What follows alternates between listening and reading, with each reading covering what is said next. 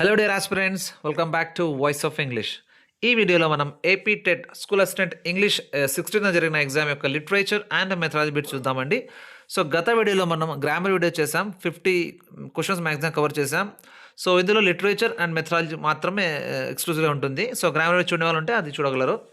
So ఇది ఎట్లా అంటే, గ్రామర్ వీడియో అయితే మనకు ఈజీ అండి, కొంచెం రూల్ బౌండ్ కాబట్టి గ్రామర్ థీమ్ పట్టుకొని మనం ఆన్సర్ క్వశ్చన్ గెస్ చేయొచ్చు. బట్ ఇక్కడ అలా ఉండదండి. లిటరేచర్ అండ్ మెథడాలజీలో సో కొంచెం ఫుల్ సెంటెన్స్ అవసరం పడుతుంది. At the same time opinion base ఉంటుంది. అట్ ద సేమ్ టైం 1-2 సార్లు చదవాల్సి వస్తుంది.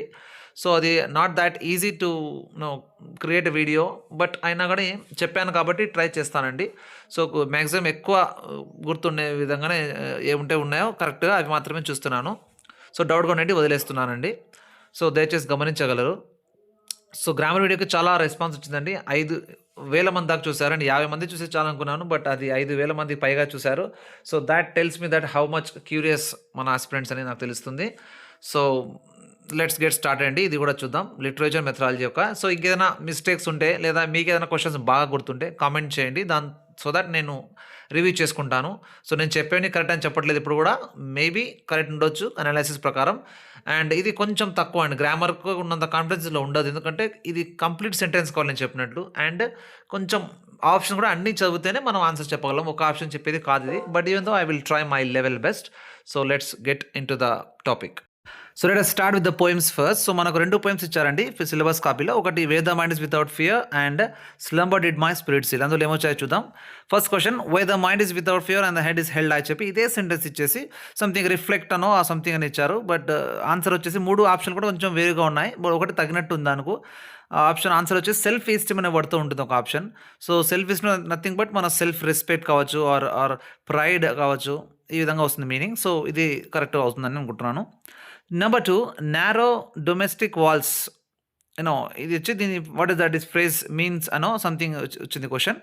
ఆన్సర్ వచ్చేసి ఒకటి ఆప్షన్ దానికి సూట్ అయ్యేది, based on caste, creed, religion అని. అది మాత్రం దానికి సూట్ అవుతుంది, మీరు రాసిన వాళ్ళకి ఐడియా ఉంటుంది.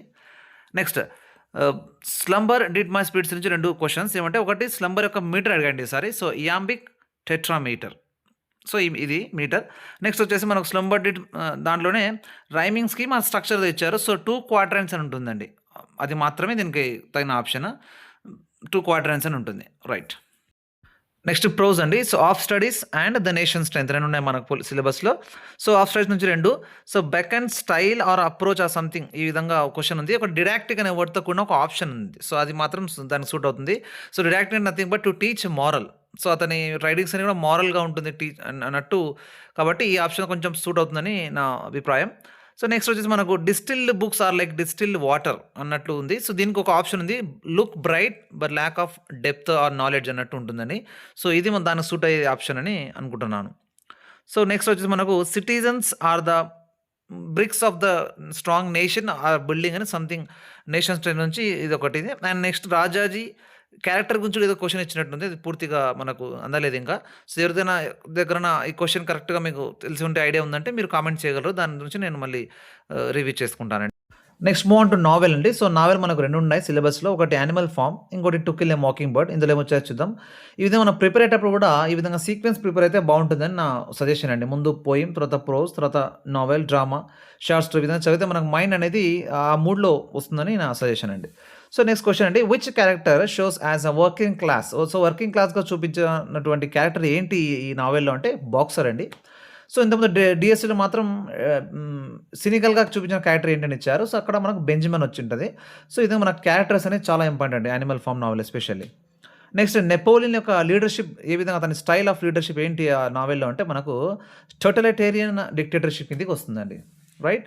సో ఇది చాలా ఇంపార్టెంట్ క్వశ్చన్ అనేది కూడా. నెక్స్ట్ మాకింగ్ బర్డ్ నుంచి ఏంటంటే పాయింట్ ఆఫ్ వ్యూ ఇచ్చారండి, చాలా simple, first person point of view. Even అక్కడ కొన్ని సెంటెన్స్ ఇచ్చినట్టు కూడా గుర్తు, కొన్ని సెంటెన్స్ కూడా ఇచ్చారని మన సమాచారం. నెక్స్ట్ టామ్ రాబిన్సన్ యొక్క క్యారెక్టర్ ఫేస్ చేసే ప్రాబ్లం ఆర్ ఏ విధమైన ప్రాబ్లం ఆర్ పోర్ట్రే ఏదో చేయడానికి అంటే అది మనకు రేషియల్ డిస్క్రిమినేషన్ అండి, మనందరూ తెలుసు. అతనికి కలర్ మీద డిస్క్రిమినేషన్ చేయడం జరిగింది. సో ఆ తర్వాత అతనికి ఆ కేసు ఇవ్వడం జరుగుతుంది, ఫాల్స్ కేసు అది. సో ఇది మనకు నావెల్ నుంచి. నెక్స్ట్ 12th నైట్ డ్రామా నుంచి ఈ క్వశ్చన్ అండి. చాలా రకాల థీమ్స్ అందులో ఉన్నాయి మనకు. అందులో మిస్టేకన్ ఐడెంటిటీస్ అనేది మేజర్ థీమ్. ఆ థీమ్స్ ఎప్పుడు హైలైట్గా మారుతుంది ఆ ప్లేలో అంటే, when Olivia falls in love with Cesario. ఎప్పుడైతే ఈ ఒలివియా సిజారియోగా ఉన్న డిస్గైజ్ సిజారియో అని చెప్పొచ్చు.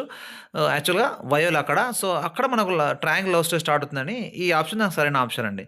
నెక్స్ట్ ఇందులోనే డైలాగ్స్ ఇచ్చారు చాలా easy. If music is food of love play on అనేది ఈ డైలాగ్ అండి. డైలాగ్ ఈ ఆప్షన్ ఒకటుంది. డైలాగ్స్‌కి సంబంధించిన ఆప్షన్. అది దానికి సరైన answer. Next Algernon and Jack both acts as earnest అనేటి ఒక ఆప్షన్ కరెక్ట్‌గా అనిపిస్తుంది. బట్ క్వెషన్ మనకు క్లారిటీ లేదు. క్వెషన్ ఎవరైనా తెలిసిన వాళ్ళు ఉంటే ఎవరికైనా కరెక్ట్‌గా గుర్తుంటే కామెంట్ చేయగలరండి. ఈ క్వెషన్ ఇంకో క్వెషన్ కూడా 2 ఉంటాయి ఇందులో కూడా. ఐ హోప్ ఈ డ్రామా నుంచి కూడా. సో, నెక్స్ట్ మనకు bet and the engine trouble గురించి చూద్దాం షార్ట్ స్టోరీ నుంచి. నెక్స్ట్ అండి ఇంజిన్ ట్రబుల్ నుంచి. సో, ఇంజిన్ ట్రబుల్‌లో రోడ్ ఇంజిన్‌తో చాలా రకాల ప్రాబ్లమ్స్ ఫేస్ చేస్తాం మన నేరేటర్. సో, అందులో ఈ రకమైన ప్రాబ్లమ్స్ అనేవి ఏ రకమైన ప్రాబ్లమ్స్‌గా మనం ఉంటాయన్నట్లు కొన్ని ఆప్షన్స్ ఉన్నాయి. అందులో ఒకటి సింపథెటికల్ అండ్ అమ్యూజ్డ్ అండి. Amused nothing but fun. చాలా ఫన్నీగా అతనికి ప్రాబ్లమ్స్ ఉంటాయి కాబట్టి ఈ విధంగా ఈ ఆప్షన్ సరైన ఆప్షన్ అనుకుంటున్నాను. Next irony. సో, ఐరనీ వచ్చేసి మనకు బెడ్ నుంచి ఐరనీ.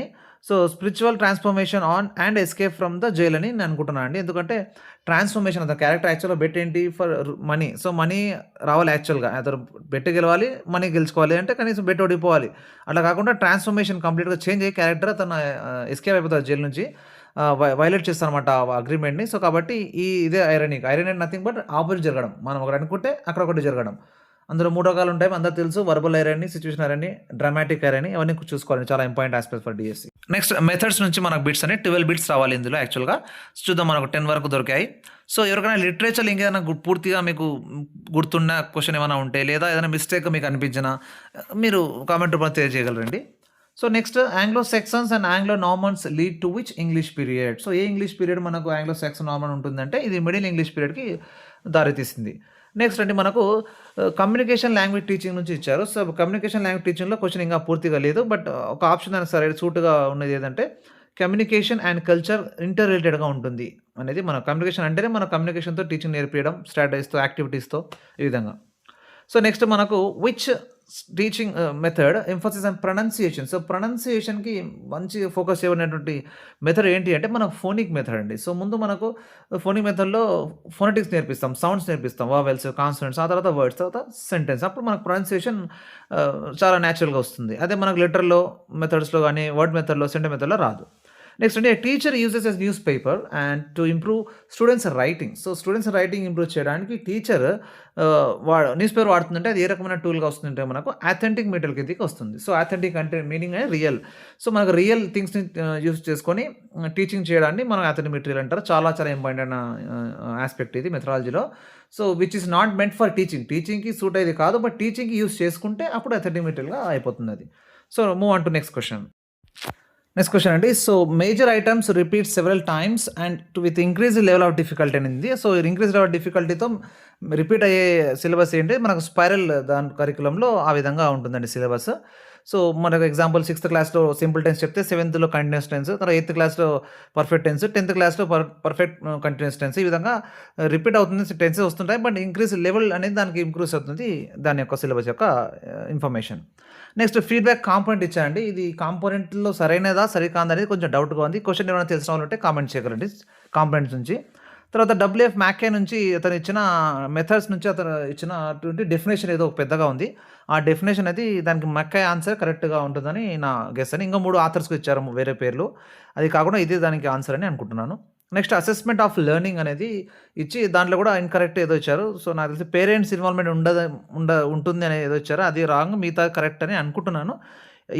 ఈ క్వెషన్ ఎవరైనా తెలిసిన వాళ్ళంటే కూడా కామెంట్ చేయగలరండి ఈ టాపిక్ మీద. సో, అందుకే చెప్పాను కదా క్వెషన్ అనేది మనకు అవసరం ఉంటుంది ఇక్కడ.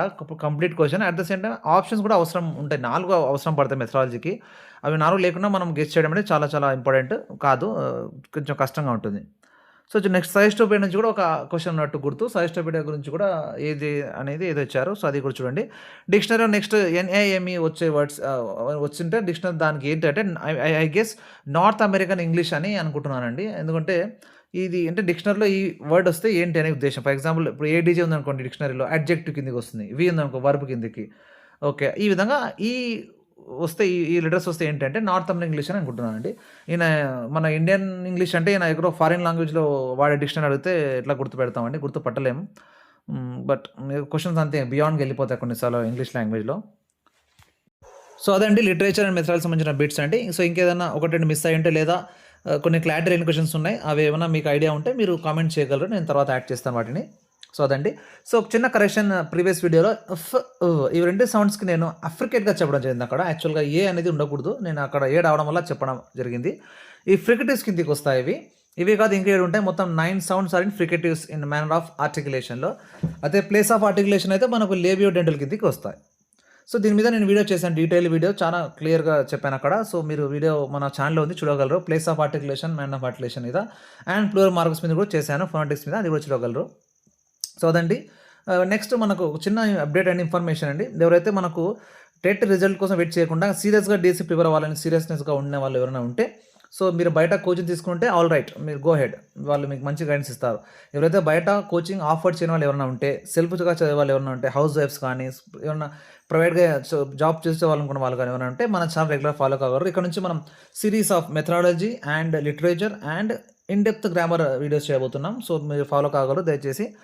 సో దీనికోసం మీరు ముందుగా మన వాట్సాప్ ఫ్రీ ఛానల్‌లో జాయిన్ కండి. డిస్క్రిప్షన్ లింక్ పెడతాను. అక్కడ వెళ్ళి మీరు జాయిన్ అయ్యండి ముందు. తర్వాత లైవ్ ద్వారా చెప్పాలా లేదా జూమ్ క్లాసా ఏదని మనం డిసైడ్ చేద్దాం. ముందు మీరు వాట్సాప్ గ్రూప్‌లో జాయిన్ అవ్వండి. తర్వాత will update there and within a week we are going to start అండి. సో ఎవ్రీడే ఒక టాస్క్ ప్రతిరోజు మీరు ఎంత టైం ఉన్నా లేకున్నా 1 అవర్ అన్న అట్లీస్ట్ మన వీడియోలో ఏదో ఒక టాపిక్ చెప్తాం. ప్రతిరోజు ఒక టాపిక్ అది కవర్ చేసుకొని మీరు నెక్స్ట్ డేకి మళ్ళీ నెక్స్ట్ టాపిక్ వెళ్ళిపోతే ఖచ్చితంగా మీరు కూడా సిలబస్ కవర్ చేయగలరండి. అది పెద్ద మ్యాటర్ ఏం కాదు. సో మీకు ఒక గైడ్‌గా, మెంటర్‌గా, ఫ్రెండ్‌గా, ఒక టీచర్‌గా నేను మన ఛానల్ మీకు ఉంటుంది ఎప్పుడు. సో చేసి ఫాలో కాగలరు. సబ్స్క్రైబ్ చేసి పెట్టుకోండి అండ్ రెగ్యులర్‌గా ఫాలో అవ్వండి అండ్ సీ యూ దేర్ అండి next video. Thank you so much for watching.